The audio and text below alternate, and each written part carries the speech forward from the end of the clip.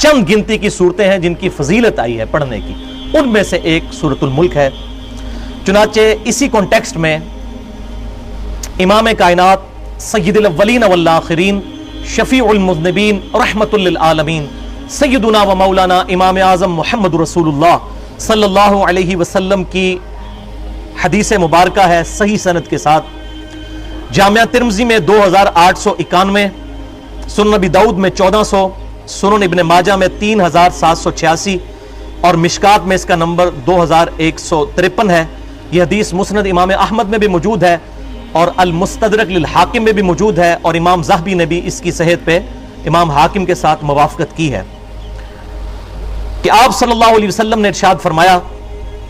قرآن حکیم میں 30 آیات پر مشتمل ایک سورت ہے جس نے اپنے پڑھنے والے اپنے حامل کے لیے شفاعت کی، یہاں تک کہ اللہ تعالیٰ نے اسے بخش دیا۔ الحمدللہ۔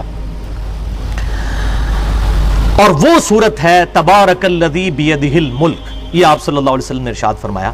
یعنی یہ سورت اپنے پڑھنے والے کے لیے سفارش کرے گی اور اسے اللہ تعالیٰ سے بخشوا لے گی انشاءاللہ۔ ابن مسعود رضی اللہ تعالیٰ عنہ کا قول ہے صحیح سند کے ساتھ، امام بہقی رحمۃ اللہ علیہ کی کتاب میں، اس کتاب کا نام ہے اثبات عذاب القبر، یعنی عذاب قبر پہ دلائل پہ انہوں نے احادیث جمع کی ہیں۔ انہی احادیث میں سے صحیح سند کے ساتھ حدیث موقوف ابن مسعود رضی اللہ تعالیٰ عنہ کا قول ہے، انٹرنیشنل نمبرنگ کے مطابق 128 نمبر، کہ ابن مسعود رضی اللہ تعالیٰ عنہ کہتے ہیں کہ سورۃ الملک اپنے پڑھنے والے کی قبر میں اس کے قبر کے سرحانے آ جاتی ہے اور وہ اللہ تعالیٰ سے اس کے لیے سفارش کرتی ہے، یہاں تک کہ اللہ تعالیٰ اس حامل کو جو سورۃ الملک پڑھنے والا ہوتا ہے اس کی مغفرت فرما دیتا ہے۔ لہٰذا یہ سورت نجات دینے والی اور اللہ کے اذن سے بخشش اللہ تعالیٰ کی دلوانے والی سورت ہے۔ علمی پوائنٹ نمبر 5، اور وہ ہے بھائیو سورۃ الملک کی تلاوت کے معمول کے حوالے سے جامعہ ترمذی میں ایک حدیث ہے انٹرنیشنل نمبرنگ کے مطابق 2892 کہ آپ صلی اللہ علیہ وسلم روزانہ رات کو سونے سے پہلے سورۃ السجدہ اور سورۃ الملک کی تلاوت کیا کرتے تھے، لیکن یہ حدیث بھی اصول محدثین پر ضعیف ہے، کیونکہ اس حدیث میں لیث بن ابی سلیم ضعیف راوی ہیں، اور اس کے علاوہ بھی جتنے اس کے طرق ہیں تمام میں ایک کامن پرابلم ہے کہ ابو زبیر مدلس ہیں اور ان سے روایت کر رہے ہیں، اور مدلس کی ان والی روایت سما کی تصریح کے بغیر ضعیف تصور کی جاتی ہے۔ اور شیخ البانی کو بھی اس معاملے میں غلطی لگی، انہوں نے اس حدیث کو صحیح کہا، لیکن ان کے شاگردوں نے پھر ان پہ گرفت کی کہ یہ حدیث صحیح نہیں ہے۔ آپ صلی اللہ علیہ وسلم کے ریفرنس سے ڈائریکٹلی کوئی بات ایسی ثابت نہیں کہ آپ صلی اللہ علیہ وسلم رات کو سونے سے پہلے یہ 2 سورتیں پڑھتے ہوں۔ البتہ ایک روایت تابعی کے بارے میں صحیح سند کے ساتھ سنن دارمی میں موجود ہے انٹرنیشنل نمبرنگ کے مطابق 3453، اور مشکات میں اس کا نمبر 2176 ہے، اور شیخ زبیر علی زئی رحمہ اللہ نے مشکات کی تحکیم کے دوران اسی حدیث کے فٹ نوٹ پہ پوری بحث بھی کی ہے عربی میں اس روایت کی صحت کے حوالے سے کہ یہ بالکل صحیح سند کے ساتھ ثابت ہے کہ مشہور تابعی خالد بن معدان رحمت اللہ علیہ المتوفى 103 ہجری،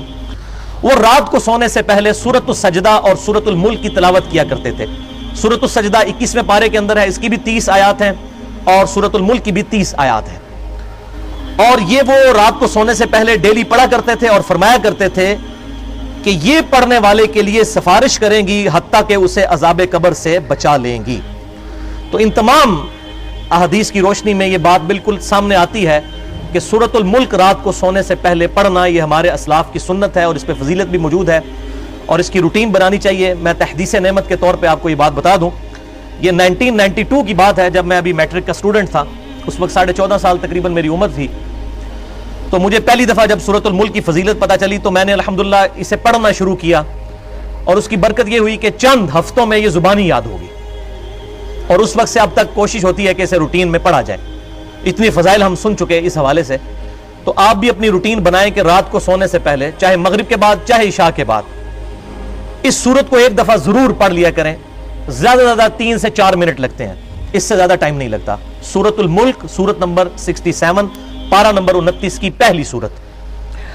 اور اس میں ایک آسانی میں آپ کو بتا دیتا ہوں، صحیح مسلم میں انٹرنیشنل نمبرنگ کے مطابق 1745 نمبر حدیث ہے کہ آپ صلی اللہ علیہ وسلم نے ارشاد فرمایا کہ اگر کسی شخص کے رات کے وظائف چھوٹ جائیں، اگلے دن وہ ظہر سے پہلے پہلے اگر ان وظائف کو پڑھ لے تو اللہ تعالیٰ اس کو ویسا ہی ثواب عطا کر دے گا۔ تو اگر کوئی رات کو پڑھنا بھول جاتا ہے، فجر کے بعد پڑھ لے، اگلے دن ظہر سے پہلے پہلے سورۃ الملک پڑھ لے،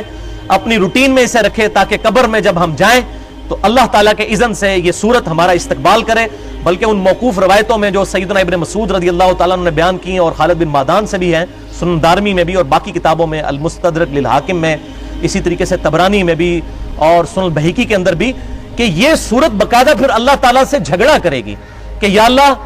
یا تو اس شخص کو بخش دے، اگر تو نے اس شخص کو نہیں بخشنا جو مجھے پڑھا کرتا تھا تو مجھے قرآن پاک سے نکال دے۔ تو اللہ تعالیٰ فرمائے گا لا تبدیل لکلمات اللہ، ہمارے کلمات تو نہیں بدلتے، لیکن ہم تجھے تو قرآن سے نہیں نکالتے، لیکن اس شخص کو جو حامل تھا اس سورت کا اسے بخش دیتے ہیں۔ یہ بہت بڑی فضیلت ہے۔ اللہ تعالیٰ ہمیں توفیق دے کہ ہم اپنی ڈیلی روٹین میں اس سورت کو، سورۃ الملک کو، پارہ نمبر 29 کی پہلی سورت کو شامل کریں۔